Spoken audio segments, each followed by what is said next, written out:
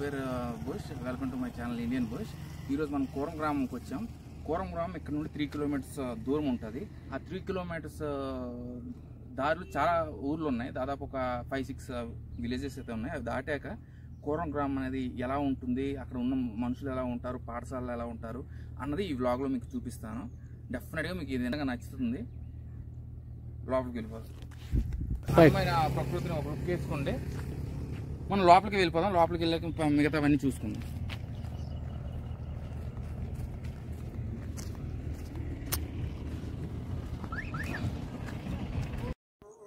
Hi అండి, మనం quorum గ్రామం ఈరోజు వచ్చేసాం. సో ఇక్కడ ప్రాచీన విలువలు, పూర్వం మన పెద్దలందరూ ఎలా ఉన్నారన్న విషయాలన్నీ మనం ఈ ఊర్లో మనం చూడొచ్చు. దాదాపు ఒక 60 ఎకరాల ల్యాండ్లో ఒక 14-15 ఇల్లులు మాత్రమే ఇక్కడ ఉన్నాయి. సో మనం ఒకసారి లుక్ వేసుకుందాం. హాయ్ అండి, ఇదిగోండి మనం కోరం గ్రామం వచ్చేసాం. ఇక్కడ కోరం గ్రామ ప్రసార కార్యాలయం ఇక్కడ ఉంది. మొత్తం అన్ని మట్టితో తయారు చేసిన ఇల్లులు. అదిగోండి పాఠశాల కూడా చూసారా. ఈ రోజుల్లో కూడా ఇలాంటి పాఠశాల ఉంటుందని ఎవరు ఎక్స్పెక్ట్ చేయరు. పూర్వీకులు ఎలా అయితే చదువుకున్నారో అలానే ఉంటుంది. ఇక్కడ వర్ణశ్రమ కళాశాల ఇది. అది సాంకేతిక భవన్. ఇక్కడ ఈ స్కూల్స్ ఇప్పటికీ రన్ అవుతున్నాయి. మ్యాథ్స్, సైన్స్, సంస్కృత్, హిందీ అన్నీ నేర్పిస్తారు ఇక్కడ. పాఠశాలకు వచ్చేసాం. ఇదిగోండి చాలా బాగుంది. ఒకసారి లోపలికి చూద్దాం.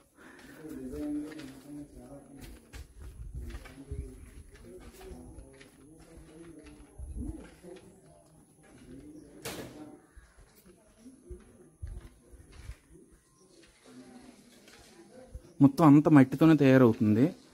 ఏది కూడా ఇక్కడ సిమెంట్ కానీ, స్టీల్ కానీ, ఐరన్ కానీ ఏది యూజ్ చేయలేదు. ఈ పాఠశాల మొత్తం చెక్క ముక్కలతో, మట్టితో.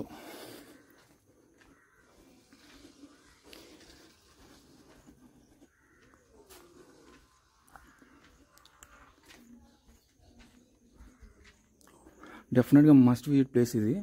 ఇక్కడ ఒక దాదాపు 60 ఎకరాల ల్యాండ్ ఉంది. ఇక్కడ 60 ఎకరాల ల్యాండ్లో 15-16 కుటుంబాలు మాత్రం ఇక్కడ ఉంటున్నాయి. ఆ పాఠశాలలు ఇవన్నీ కూడా 15-16 కుటుంబాలకు మాత్రమే ఇది అవుతుంది. చేపలు ఎంత లోపలికి వెళ్ళి చూద్దాం ఏముందో.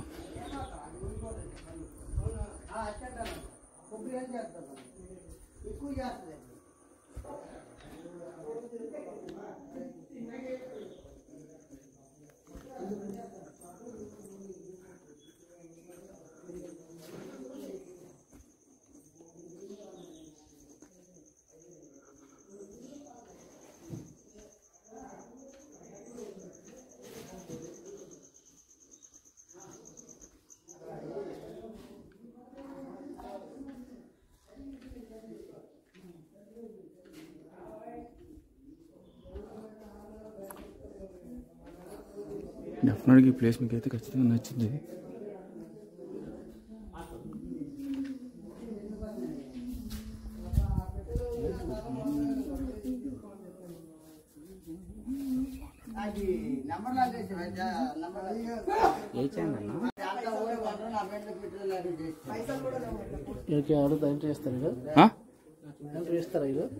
ఇస్తారు కదా, చెప్తారు, మాట్లాడిస్తారు. అది ఏదైనా చెప్పమంటే చెప్తారు. చెప్తారా ఈ ప్రదేశం కోసం?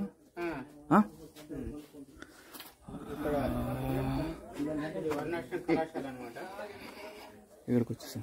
ఇక్కడ బ్రహ్మచారులు, గురుకులు విద్యార్థులు ఉంటారు.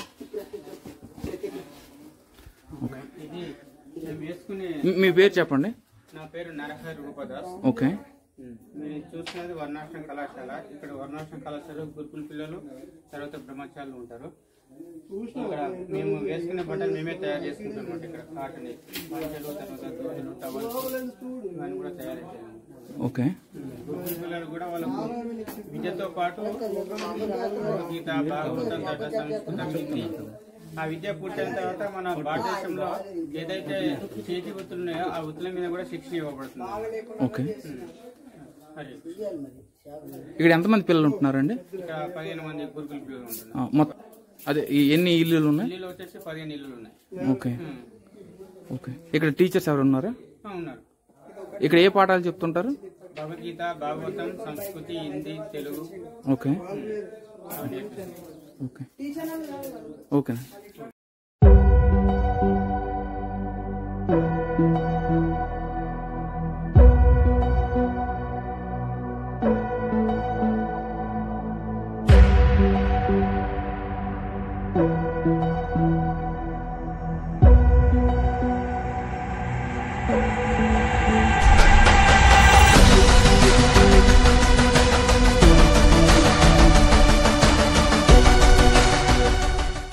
ఈ పిల్లలు ఉండే హాస్టల్స్ రూమ్స్ కూడా ఎలా ఉంటాయంటే చూపిస్తాను మీకు. ఇదిగోండి పిల్లలు ఉండే రూమ్స్.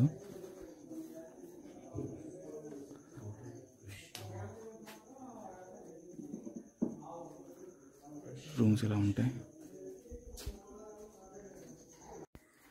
ఇదిగోండి బ్యాక్గ్రౌండ్ వ్యూ అయితే సూపర్ ఉంది. మొత్తం కొండలు అన్నీ నేచర్ అంతా నేచర్తో లింకప్ అయింది. అవి బాత్రూమ్స్ అవి హైలీ రికమెండెడ్ ప్లేస్ అనే చెప్పుకోవాలి. మీరు ఎంట్రన్స్ కోరంగ్రామ్ ఎంట్రన్స్ దగ్గర నుండి ఆల్మోస్ట్ లైక్ 5 కిలోమీటర్స్ ఉంటుంది. 5 కిలోమీటర్స్ మీరు వస్తే మొత్తం మీకు తెలిసిపోతుంది. ఎందుకంటే మొత్తం ఇక్కడ ఉన్న ఇల్లులు అన్నీ కేవలం మట్టితో మాత్రమే కట్టబడి ఉంటాయి. చూసారు కదా, డెఫినెట్గా మీకు ఈ వ్లాగ్ అయితే నచ్చుద్ది.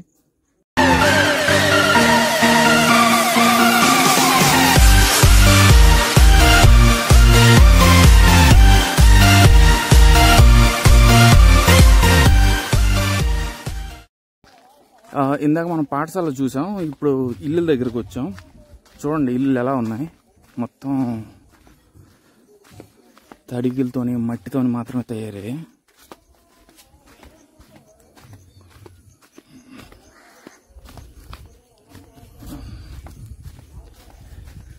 చెప్పారు అక్కడ 16 ఇల్లు మాత్రమే ఉన్నాయి. ఈ 16 ఇల్లుకి అది గురుకుల పాఠశాల.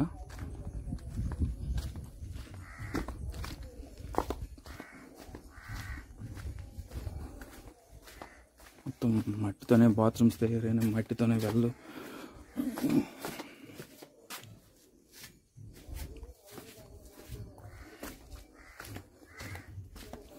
బొప్పాయాసు, అరటి చెట్లు.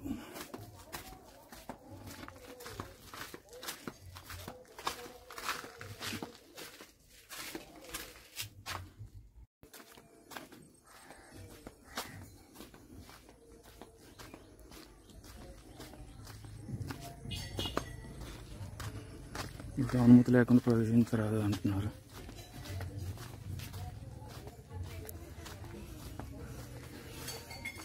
ఇదేంటి కిచెన్ అయితే కిచెన్ అనుకుంటాను. పిల్లలందరికీ ఇక్కడ అన్నం పెడతారేమో.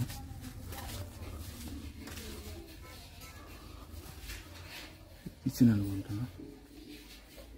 ఇక్కడ ఉన్న వాళ్ళందరికీ వంట వండి పెడతారేమో. ఇది కిచెనా?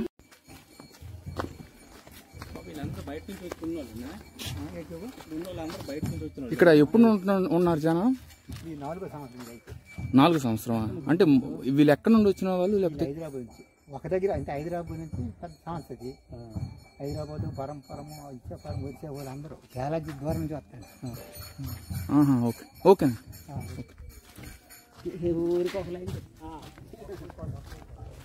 ఇలా హైదరాబాద్ నుండి వచ్చి ఇక్కడ ఉంటున్నారంట. అక్కడ ఇంకా ఇల్లు కడుతూనే ఉన్నారు. అక్కడికి మరి అంత దూరం నేను వెళ్ళలేదు. చూద్దాం. ఇదిగోండి ఇక్కడ భజన చేస్తున్నారు. ఏదో స్వామీజీ విగ్రహం అయితే ఉంది.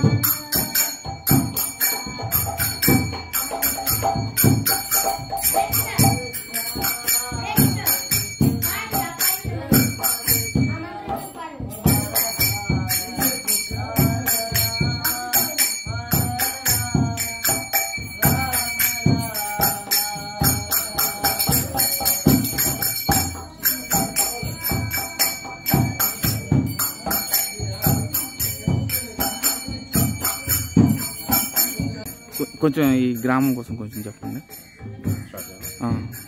హరే కృష్ణ. సో ఇది కూర్మ గ్రామం. మీరు చాలా విని ఉంటారు కూర్మ గ్రామం గురించి. సో ఈ కూర్మ గ్రామం అనేది సరళ జీవనం, ఉన్నత చింతనం ఆధారం మీద నడుస్తుంది. అంటే మన జీవనం ఎక్కువ కాంప్లికేటెడ్ కాకుండా చాలా సరళంగా, చాలా సింపుల్గా ఉండాలి. కానీ మన ఆలోచన, మన ఏదైతే మనం థింకింగ్ ఉంటుందో అది హై థింకింగ్ ఉండాలి. కానీ ఈ రోజుల్లో మనం చూస్తున్నాం జనాలు చాలా కాంప్లికేటెడ్ జీవనం జీవిస్తున్నారు, కానీ థింకింగ్ అనేది వాళ్ళ ఒక ఆలోచన అనేది చాలా తక్కువ స్థాయిలో ఉంది. అంటే శాస్త్రం, వేదాంత సూత్రం, బ్రహ్మసూత్రాలు ఏం చెప్తున్నాయంటే అథతో బ్రహ్మ జిజ్ఞాస. అంటే ఈ మనిషి జన్మ వచ్చిన తర్వాత మనం చేయాల్సింది బ్రహ్మ జిజ్ఞాస. అంటే మనం ఎవరు, భగవంతుడు ఎవరు, మనకి భగవంతుడికి సంబంధం ఏంటిది, ఇవి తెలుసుకోవడానికి మనకి మనిషి జన్మ వచ్చింది. పశువుల్లో ఇలాంటి ఒక ప్రశ్నలు అడగడానికి లేకుంటే ఇలాంటి ఒక ప్రశ్నలు ఒక సమాధానం వెతకడానికి వీలు అవ్వదు, కానీ మనిషి జన్మలో అది సంభవం. సో దానికోసమే ఈ మనిషి జన్మ మనకు దొరికింది, దానికోసమే మనం ఈ మనిషి జన్మని ఉపయోగించాలి. సో ఇప్పుడు ఎప్పుడైనా మనం జనాల్ని చెప్తాం ఈ విధంగా, మీరు భగవద్గీత చదవండి, భాగవతం శాస్త్రాలు చదవండి, మన జీవితం గురించి తెలుసుకోండి, మనం ఎవరు, భగవంతుడు ఎవరు, మనకి భగవంతుడి సంబంధం ఏంటి తెలుసుకోండి అని చెప్తే వాళ్ళు అంటారు మనకు సమయం లేదని అంటారు. ఎందుకంటే ప్రతి ఒక్క మనిషి ఈ రోజుల్లో మీరు చూడగలుగుతారు కనీసం ఒక 13-14 గంటలు ఆయన కష్టపడతా ఉన్నారు ఈ శరీరాన్ని పోషించడానికి. ఏదో ఒక జాబ్లో కానీ, ఏదో బిజినెస్లో కానీ, ఏదో విధంగా వాళ్ళు కంప్లీట్లీ బిజీ ఉన్నారు. సో ఆ విధంగా వాళ్ళు టైం వాళ్ళకి దొరకట్లేదు భగవద్గీత చదవడానికి లేకుంటే భగవంతుడి గురించి తెలుసుకోవడానికి. సో అందుకే ఇలాంటి ఒక సరళ జీవనం అనేది చాలా చాలా అవసరం. ఎక్కడైతే మీరు ఈ శరీరం కోసం మహా అయితే ఒక 7-8 గంటలు మీరు కష్టపడితే సరిపోతుంది. అంటే ముఖ్యంగా మనకి జీవించడానికి 3 కావాలి: ఆహారము, వేసుకోవడానికి బట్టలు, మళ్ళీ ఉండడానికి ఇల్లు. ఈ 3 ఉంటే మనకి ఇంకా వేరే ఏదేం అవసరం ఉండదు. ఈ 3 కోసం మీరు కొంచెం వ్యవసాయం చేసి మీ ఆహారం మీరు పండించుకోవచ్చు, మన బట్టలు మనమే తయారు చేసుకోవచ్చు మగ్గం చేసి. అదేవిధంగా మట్టి, ఇటుకలు, కర్ర, ఇవన్నిటితో మనం ఇల్లు కట్టుకోవచ్చు. సో ఇప్పుడు మీకు ఎక్స్ట్రా టీవీ, మొబైల్, ఇంటర్నెట్ ఇవన్నీ కావాలంటే దానికోసం చాలా కష్టపడాల్సి వస్తుంది. అప్పుడు ఈ మనిషి జన్మ ఒక ఉద్దేశం మిస్ అయిపోతుంది అక్కడ, అవునా కదా? దానివల్ల ఈ మనిషి జన్మ మన దేనికోసం అయితే వచ్చిందో మనకి అది మిస్ అయిపోతుంది. సో మనం మనిషి జన్మ మనం సార్థకం చేసుకోవాలంటే, సక్సెస్ఫుల్ చేయాలంటే ఖచ్చితంగా మనం ఇవన్నీ గురించి తెలుసుకోవాలి మనం. సో లేకుంటే మనకి పశువులకి తేడా ఏమి ఉండదు. పశువులు కూడా ఆహారం, నిద్ర, భయం, మైథునం చేస్తున్నాయి. మనం కూడా అదే విధంగా ఆహారం, నిద్ర, భయం, మైథునంతోనే మన జీవితం మొత్తం గడిపితే అప్పుడు మనకి ఆ పశువులకి తేడా ఏమి ఉండదు. సో శాస్త్రం ఏం చెప్తుందంటే ఈ మనిషి శరీరం వచ్చిన తర్వాత మనం భగవంతుడి గురించి తెలుసుకోవాలి. సో దానికోసమే ఇలాంటి ఒక జీవనం చాలా చాలా అనుకూలంగా ఉంటుంది. ఎక్కడైతే చాలా సరళంగా, చాలా సింపుల్గా మనం జీవిస్తాం. ఎంత అయితే మనకు అవసరం ఉందో అంతవరకే మనం ఈ శరీరం కోసం కష్టపడతాం. మిగతా అంత సమయం కూడా భగవంతుడి గురించి తెలుసుకోవడము, భగవంతుడితో మనకు ఉన్న సంబంధం గురించి తెలుసుకోవడము, ప్లస్ ఆ విధంగా భగవంతుని సేవ చేయడం. భగవంతుడి యొక్క నామం హరే కృష్ణ హరే కృష్ణ కృష్ణ కృష్ణ హరే హరే, హరే రామ రామ రామ హరే హరే, ఈ విధంగా జపం చేయడం, కీర్తన చేయడం, భాగవతం, భగవద్గీత ప్రవచనాలు వినడం. ఈ విధంగా ఎప్పుడైతే మనం జీవిస్తామో అప్పుడు మనకి నిజమైన సుఖం అనేది లభిస్తుంది. మిగతా మనం చూడొచ్చు, ప్రపంచంలో అన్ని సౌకర్యాలు ఉన్నాయి, అన్ని ఫెసిలిటీస్ ఉన్నాయి. షాపింగ్ మాల్స్ ఉన్నాయి, సినిమా థియేటర్లు ఉన్నాయి, రెస్టారెంట్స్ ఉన్నాయి, అన్ని విధంగా అన్ని ఫెసిలిటీస్ ఉన్నాయి. కానీ కూడా జనాలు సుఖంగా లేరు. కానీ ఇక్కడ కూర్మ గ్రామంలో ఇవన్నీ ఏం లేవు, కానీ ఇక్కడ జనాలు చాలా సుఖంగా జీవిస్తున్నారు. ఎందుకంటే అందరూ కూడా భగవంతుడి సేవలో నిమగ్నమై ఉన్నారు. సో మనకి మన సుఖం, మన ఆనందంకి రహస్యం ఏంటంటే భగవంతుడి సేవ అన్నమాట, ఇవన్నీ కాదు. సో మీరు కూడా మీ జీవితంలో అవన్నీ వదిలేయమని చెప్పట్లేదు మీకు, కానీ దాంతోపాటు మీరు భగవంతుడి సేవ చేయడము, భగవంతుడి గురించి తెలుసుకోవడం, భగవద్గీత చదవండి, భగవద్గీత యథాతథం. మీకు ఏదైనా ఇస్కాన్ మందిరం మీకు దొరుకుతుంది, భగవద్గీత యథాతథం. మళ్ళీ శ్రీమద్ భాగవతం శిల ప్రభుపాద రాసింది, దాన్ని ఖచ్చితంగా మీరు చదవండి, దాన్ని పాటించండి. అప్పుడు మీరు కూడా ఈ ఆనందం, ఈ సుఖంని మీరు అనుభవించండి. Hare Krishna. Thank you sir.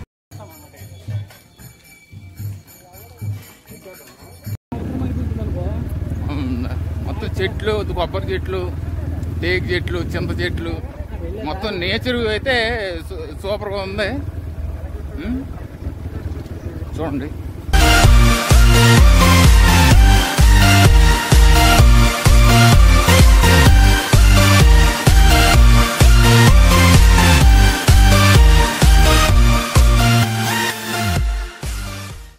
Vlog అయితే చూసారు కదా. ఈ వ్లాగ్ కనుక మీకు నచ్చినట్లయితే లైక్ చేసి సబ్స్క్రైబ్ చేయండి. See in the next vlog. Jai Hind.